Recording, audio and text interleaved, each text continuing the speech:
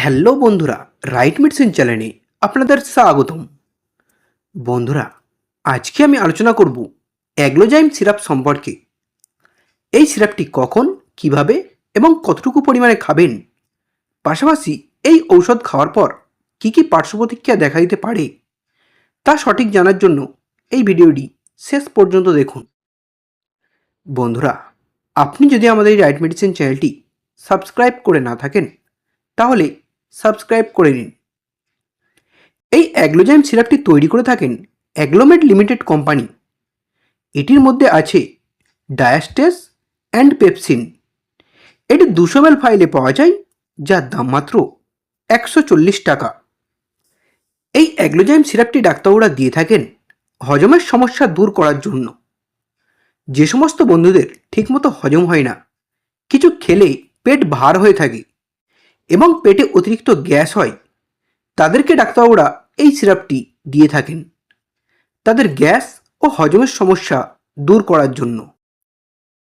এছাড়াও যদি কোনো রোগীর গ্যাস, অ্যাসিডিটি, টক ঢেকুর, বুক জ্বালা, পেপটিক আলসার বা গ্যাসের কারণে হওয়া বমি বমি ভাব, পেট ব্যথা বা খাবার ঠিকমতো হজম না হওয়ার মতো সমস্যা থাকে, তাদেরকেও ডাক্তারবাবুরা এই সিরাপটি দিয়ে থাকেন তাদের এই সমস্ত সমস্যা দূর করার জন্য। বন্ধুরা, এই সিরাপটির খাওয়ার নিয়ম অবশ্যই ডাক্তারবাবুর দেওয়া ডোজ অনুযায়ী খাবেন। তবে সাধারণত এটি 10 ml করে দিনে 2 বার খাওয়ার পর খেতে পারেন। এবার সাইড এফেক্টের কথা বলি। এই সিরাপ খাওয়ার পরে কিছু মানুষের ক্ষেত্রে বমি বমি ভাব বা বমি, পেট ব্যথা, চুলকানি বা চোখে ঝাপসা ভাব দেখা দিতে পারে। যদিও এই পার্শ্ব প্রতিক্রিয়াগুলো সবার ক্ষেত্রে হয় না। সাধারণত যাদের শরীরে এই সিরাপটি স্যুট করে না তাদের ক্ষেত্রে দেখা যায়।